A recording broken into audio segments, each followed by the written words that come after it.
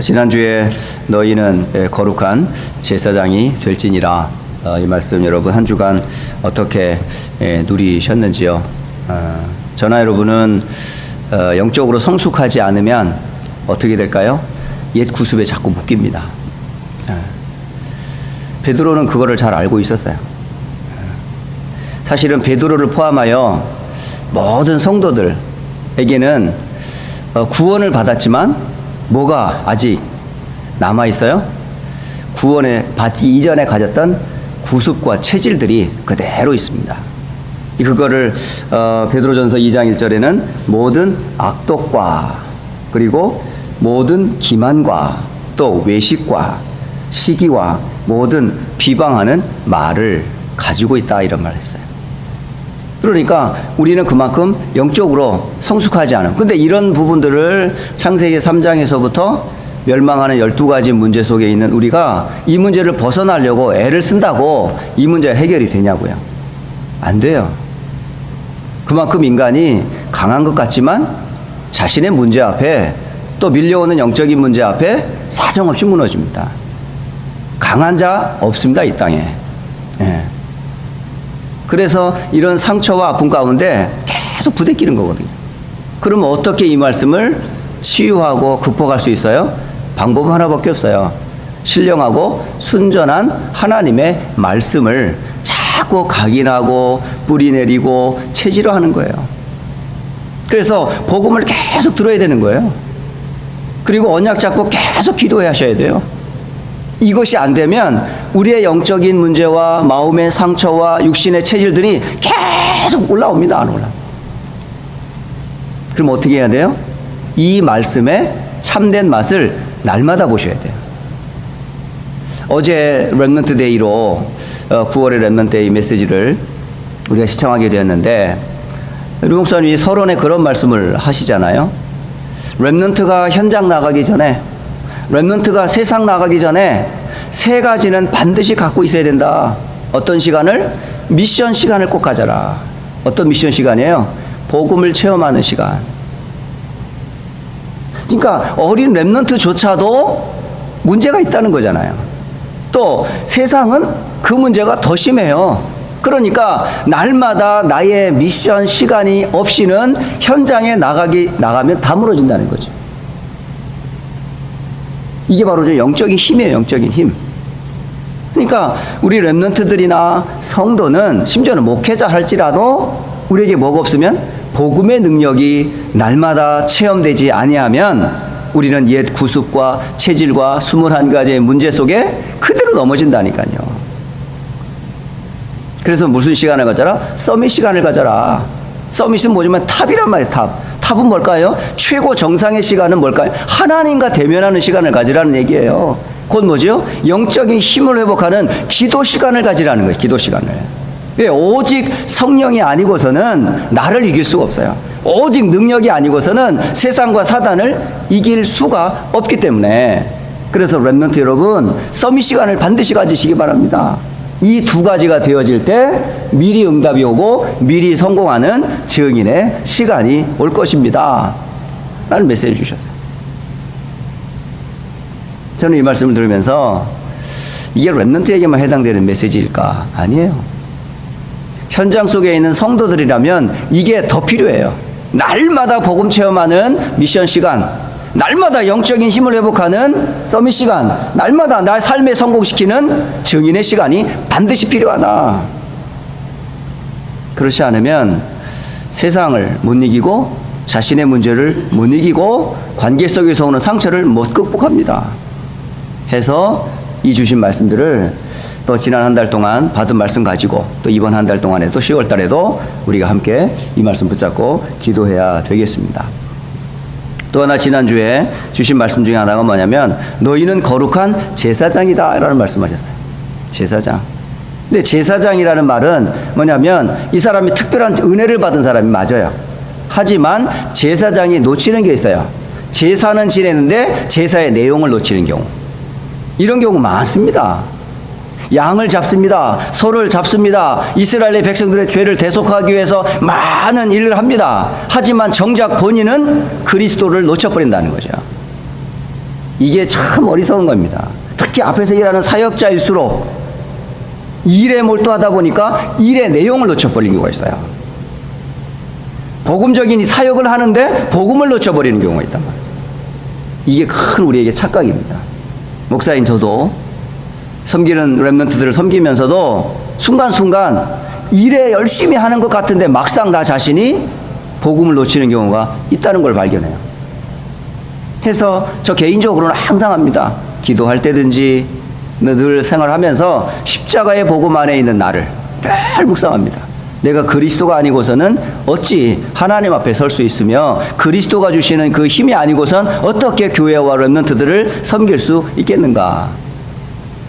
그러니까 거룩한 제사장의 첫째 조건이 뭐냐면 그리스도를 알아야 한다는 거죠. 네. 더 나아가 그리스도로 값주어진 성도를 귀중히 여길 줄 알아야 돼요. 사실은 성도를 보는 겉모습으로 보면 큰일 납니다. 하나님이 보실 때는 죄 없고 흠 없어요. 왜? 그리스도의 피로 완전히 이들의 모든 죄를 끝냈기 때문에. 해서 성도를 귀히 여기고 교회를 소중하게 여기라라고 베드로는 흩어진 디아스포라에게 메시지를 주었다는 거죠. 더 나아가 예배의 소중함을 알아라. 인생의 성공은 뭐다고요? 예배고 예배. 우리가 예배의 자리에서 하나님 앞에 예배한다는 게 얼마나 큰 은혜인지 모릅니다. 심지어는 교회 안에 있으면서도 예배의 축복을 모르고 그냥 종교 생활하는 사람들이 얼마나 많아요. 저는 늘 생각합니다. 예배의 감격을 매 순간순간 우리 회복해야 된다. 늘 우리가 52주 주일 예배를 드립니다. 오히려 중직자일수록 더 드리죠. 뭐 주일 예배만 드립니까? 주일에 일부 예배, 새벽 예배로부터 아침에, 낮에, 오후에 드려지는 예배 있죠. 심지어는 수요 예배 있죠. 금요 예배 있죠. 더한 분들은 새벽 기도 참석하죠. 어쩌면 가정에서 예배 가죠. 다 예배인데 형식만 있고 뭐가 없으면 예배의 감격과 내용을 놓쳐버린다면 그걸 이름하여 종교라고 그래요. 종교. 우리 인생이 어떤 최고의 자리예요? 하나님 앞에 예배하는 시간이 얼마나 중요한 시간이고 가장 축복된 시간인데요. 저는 개인적으로 그렇게 생각합니다. 이 땅에서 가장 소중한 시간 예배다. 그럼 예배에서 내가 성공하지 못하면 어디에서 성공하겠는가 말이지. 또 세상에 성공한들 하나님 앞에 예배에 실패한다면 저는 그거 바람직하지 않다 생각합니다. 때로는 우리 렘넌트들에게 얘기합니다. 학교 성적이나 세상적으로 성공한다 할지라도 하나님 앞에 예배에 실패한다면 그건 성공 아니다. 시험 공부를 위하여 주일을 빼먹고 나의 성공을 위하여 주일을 뒤로 한다면 그게 어찌 렘넌트냐. 그게 어찌 성공한 렘넌트를 할 수 있겠냐. 하나님 앞에 제대로 서지 못하면서 세상에 성공했다고요? 세상 사람들이 부러워할지는 모르지만 하나님 앞에서는 바람직한 예배 아니고 성공된 인생 아니다. 비록 내가 학점을 제대로 못 받는다 할지라도, 비록 내가 세상적으로는 성공을 못했다 할지라도 하나님 앞에서는 뭐해라? 예배에 성공하는 인생 되라. 우선순위 분명히 해라는 거예요. 이런 기준이 없이 세상의 기준을 쫓아 달려가다 보면 그게 틀린 길이에요. 분명히 어느 날 무너지는 날 옵니다. 후회하는 날 옵니다. 하나님 앞에 우선순위를 뒤로 했을 때 오는 분명히 결과 옵니다. 해서 하나님 앞에 예배하는 시간을 최우선으로 둬라. 예배에 성공하는 게 뭐다? 인생이 성공하는 거다. 이런 부분에서 우리는 누구다고요? 거룩한 제사장이다. 이런 부분을 다시 한번 확인했고, 또 끝부분에 베드로전서 2장 9절로 10절에 이런 말씀을 하세요. 너희는 택하신 족속이다. 한번 한 구절 묵상을 해보세요. 우리가 선택을 받았다고요? 우리의 멸망의 족속이었는데 하나님의 택한 백성이 되었다고요? 이건 정말 저는 기적이라고 생각합니다. 천에 하나 만에 하나 당신의 백성들을 픽업했다고요? 이 보통 은혜가 아닙니다. 이게. 선택된 백성, 선택된 족속. 누구로부터 선택이 됐어요? 하나님으로부터. 그럼 하나님이 픽한 사람을 어떻게 하시겠어요? 하나님이 끝까지 책임진다니까요. 에? 부모는 자식을 끝까지 책임질 것 같지만 책임지지 못합니다. 책임지는 분 딱 한 분밖에 없어요. 우리의 인생의 주인은 하나님이기 때문에 하나님만이 우리의 인생의 참된 주인이기 때문에 우리를 책임질 수 있는 분은 그분밖에 없어요. 더 나아가 우리를 뭐라고 그러냐면 왕 같은 제사장이다 이렇게 말해요. 다시 말하면 로열 패밀리라. 우리는 왕족의 후손이라는 거죠. 여러분은 왕의 후손이에요. 왕자님이시고 공주님이세요. 얼마나 아름다운 이름입니까? 왕 같은 제사장이라? 야, 우리가 그런 신분이었습니까? 우리는 거짓 신분이었고 죄의 신분이었고 사탄의 종되었던 그런 못된 신분이었는데 하나님이 높이셨어요. 우리를 왕 같은 제사장들이라. 얼마나 은혜입니까? 이게. 왕 같은 제사장. 더 나가서 너희는 거룩한 나라다. 하나님의 나라랍니다, 여러분은. 하나님이 함께하는 성전이거든요, 여러분은. 하나님의 나라예요. 이 행복을 우리가 하나님 나라 가기 이전에 이 땅에서 뭐라고? 누리라니까요. 그게 예배예요, 예배. 오늘 예배가 여러분에게 정말 하나님 앞에서 하나님의 나라를 누리는 예배가 되었으면 좋겠습니다. 찬양할 때 그 나라를 누리고, 기도할 때 그 나라를 누리고, 말씀 듣고 그 말씀 묵상할 때 하나님 나라를 누리고, 우리가 누려야 될 것은 땅의 나라가 아닙니다. 세상 육신적인 나라가 아니라 하나님의 거룩한 나라를 누리는 게 우리가 누려야 될 최고의 축복이다. 그러니까 예배 성공이 곧 인생의 성공이 곧 최고의 성공된 자리라는 거죠. 더 나아가서 그런 말씀하시죠. 그의 소유가 된 백성이다. 여러분은 누구의 소유권, 누구의 소유입니까? 내 남편은 내 겁니까? 내 자식은 내 자녀입니까? 예전에 참 가슴 아픈 얘기예요. 제가 교회 사역을 할 때 참 젊은 혈기로 어떤 성도가 대판 싸웠어요. 왜 싸웠냐면 랩런트들이 싸웠어요. 두 랩런트가 싸운 거예요. 이 한 랩런트가 좀 작은 애인데 이 큰 애를 때렸어요. 큰 애가 좀 참지. 그걸 못 참고 큰 애가 얘를 물어버렸어. 얼마나 아프겠어요. 놀래가지고. 그러니까 약한 애도 분하고 깨문 애들도 작은 애한테 또 당하니까 속상하고 이거를 부모님이 들었어요. 그래가지고 교육제실 사무실로 막 찾아 들어왔어요. 찾아와가지고 작은 애와 큰 애 부모는 누구의 편 들겠어요? 당연히 자기 애들 잘됐다 편을 들기지 않겠습니까? 막 얘기를 하는 거예요. 거품을 물고 내 자식이 어떤데 하면서 막 외아들이거든 그놈이. 그러니까 막 얼마나 거품을 물고 내 자식에 대해서 막 얘기를 하든지. 끝까지 그냥 내 자식 하는 거예요. 그래가지고 제가 막 열이 나는 거 있죠. 이 자식이 네 자식이야? 하나님 자식이지. 왜 네 새끼라고 자꾸 말해?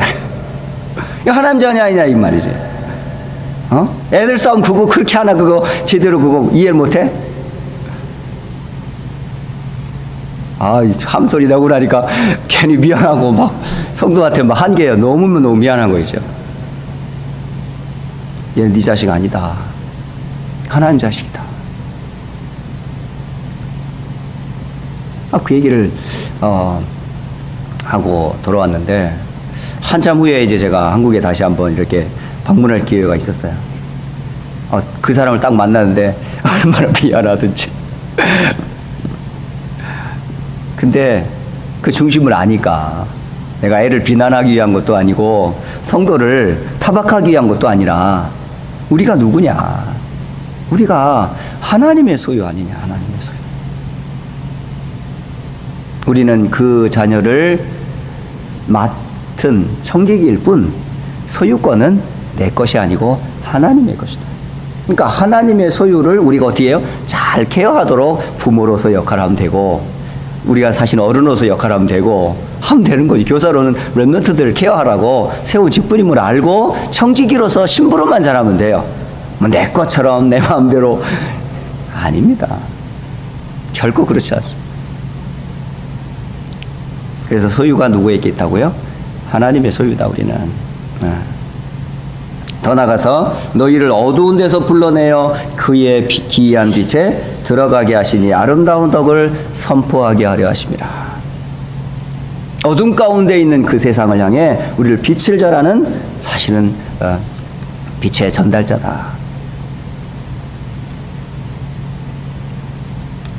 우리가 이런 축복을 받았습니다. 과거에는 어땠는데요? 우리가 과거에는 하나님의 백성이 아니었는데, 누구의 백성? 마귀의 백성이었는데, 이전에는 하나님의 긍휼을 받지 못했던 자들이었는데 이제는 하나님의 긍휼을 받은 자가 되었는데, 이게 지난주 메시지였었어요. 우리 개인이, 우리 중직자들이나 목회자들이나 심지어 렘넌트들이 놓쳐서는 안 될 말씀. 자, 이런 엄청난 축복과 은혜를 받은 우리가 오늘 주시는 11절로 25절은 사실은 사회생활에 대해 주시는 메시지입니다. 우리 개인이 받은 은혜를 정말 안다면 이제는 우리가 회복해야 될 게 뭐라고요?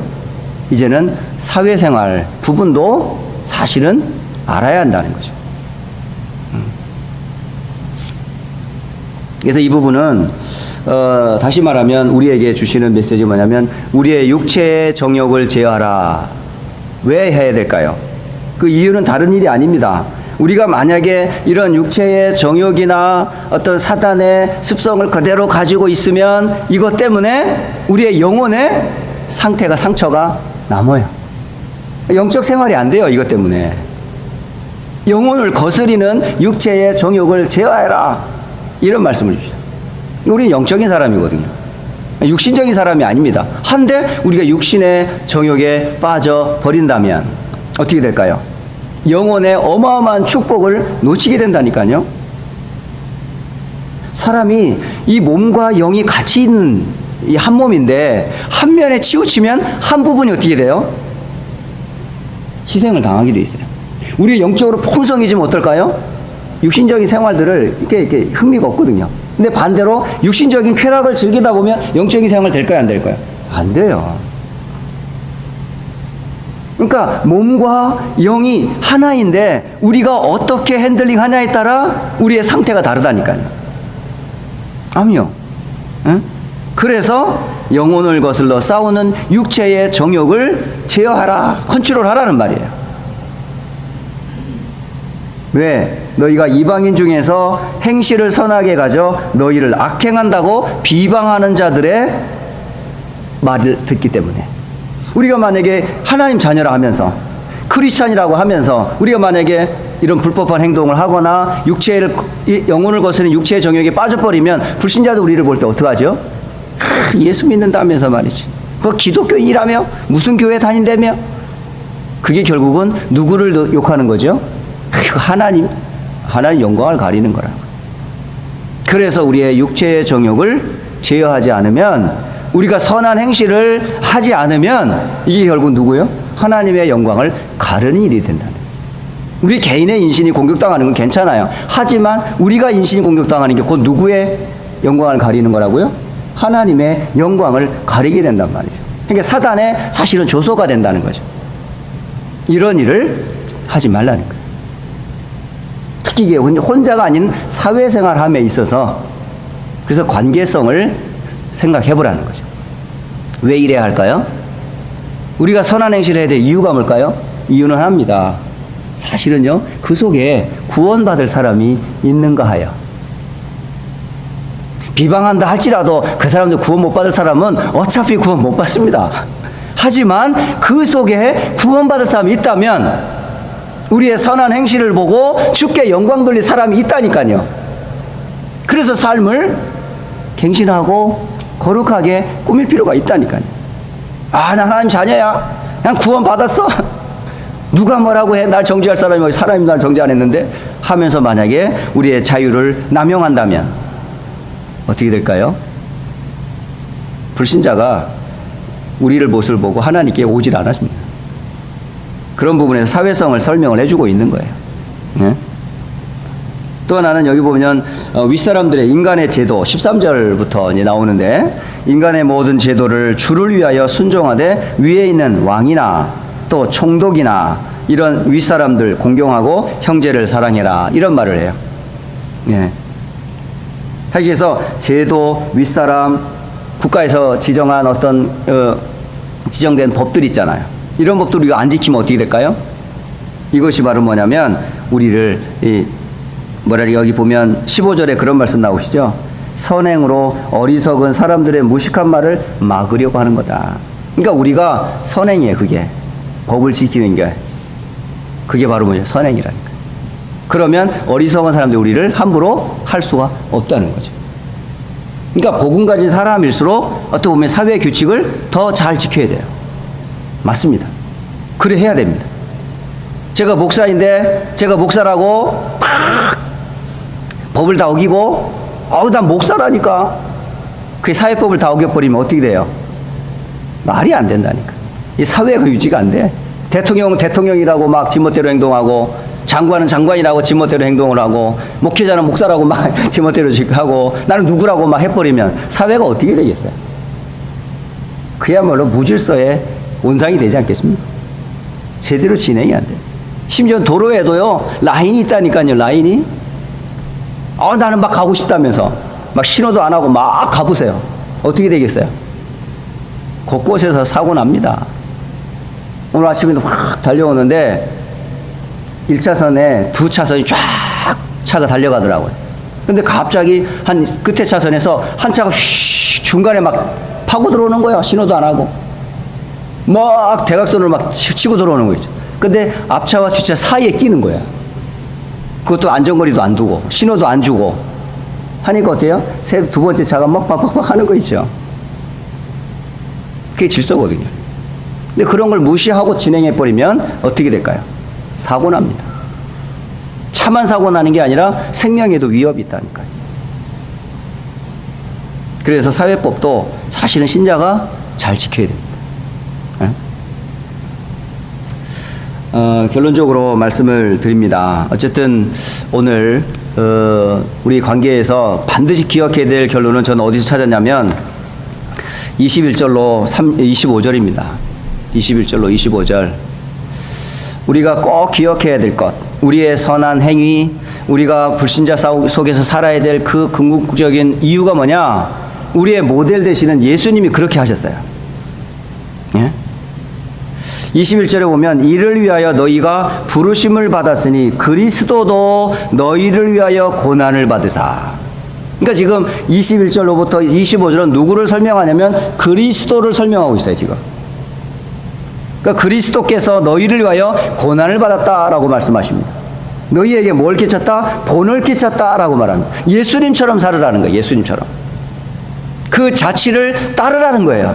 그러니까 예수님이 그렇게 살았고 예수님이 그렇게 살았으니 그리스도인들도 그런 삶을 살아라라는 거잖아요. 예수님이 사회법을 어긴 적이 있습니까? 예수님이 공중도덕을 어기고 길거리에 피한 적이 있습니까? 아닙니다. 다 하나님의 언약을 성취하기 위한 발걸음이었고 사회법을 다 준수했어요. 그리고 유대인의 율법과 그거를 다 준행하면서 구원사역을 이뤄나가셨다니까요. 아니 하나님의 아들이 뭐 세상 법에 무슨 저촉을 받을 이유가 있겠습니까? 세금 안 냈을 수 있어요 사실은. 근데 세금도 다 내셨다니까요. 세금도 내고 뭐 교회법도 따르고 많은 사회법도 다 따랐다니까요. 따르면서 뭐 했다? 그 법을 이용하여 뭐 했다고요? 그리스도의 일을 감당하셨다니까요. 궁극적인 목적은 뭘까요? 우리를 구원하기 위하여. 결국 우리가 선행을 하는 이유, 우리가 공중도덕을 지켜야 될 이유, 사회법을 지켜야 될 이유는 뭘까요? 그리스도의 구원 사역을 이루기 위한 전도자로 살아가기 위한 삶입니다. 이걸 기억하셔야 돼요. 사회법을 안 지켰다고 구원 못 받습니까? 아니요. 그건 구원과 상관없어요. 세상법을 지키지 않으면 구원 못 받습니까? 그렇지는 않습니다. 하지만 그것이 오히려 뭐예요? 구원 사역을 이루는 일에 도움으로 이용을 하라니까요. 그러려면 그걸 안 지키면 됩니까? 더 나아가서 그는 죄가 있습니까? 없습니까? 죄가 없음에도 불구하고 그는 그 죄를 담당했어요. 그리고 그 입에 거짓이 있습니까? 없습니까? 그 말씀에서는 한 말씀도 거짓이 없습니다. 예수님은 한 번도 이 땅에서 거짓말을 하신 적이 없어요. 심지어는 욕을 많이 먹었습니다. 아니 뭐 잘못한 게 있어야 욕을 먹죠. 근데 많이 먹었어요. 무슨 욕이에요 이게? 왜? 우리하고 다르니까. 우리의 삶의 기준하고 다르니까 욕을 엄청 먹었어요. 그러니까 99명이 전부 정죄했거든요. 근데 예수님은 그 욕을 한 번도 뭐였죠? 당하고 맞대어 욕하지 아니했어요. 고난을 엄청 당하셨습니다.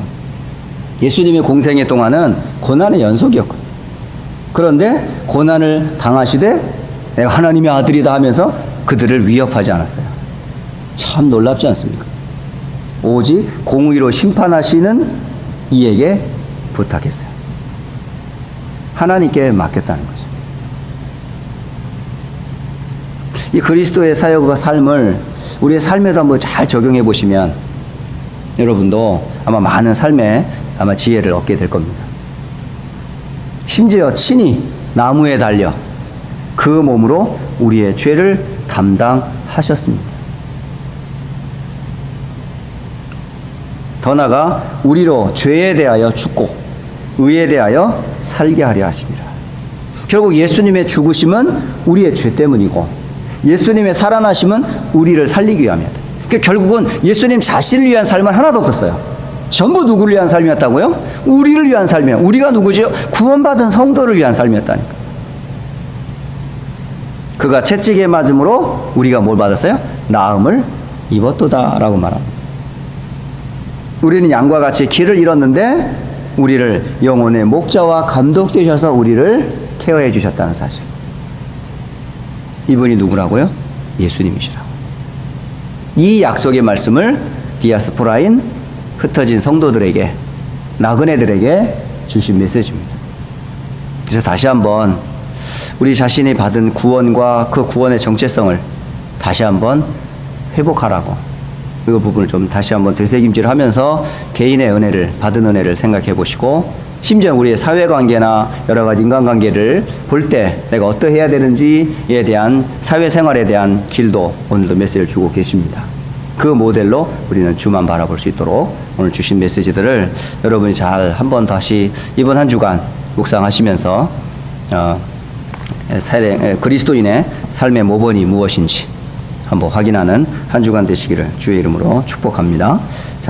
모든 문제의 해결자가 되시는 우리 주 예수 그리스도의 은혜와 하나님 아버지의 이처럼 사랑하심과 성령의 내주인도 충만케 하심이 성도의 생활 모범이 무엇인지 언약을 붙잡고 한 주간 모든 삶의 현장에서 승리할 주의 백성들 머리 위에 이제로부터 영원까지 함께 계실지어다. 아멘.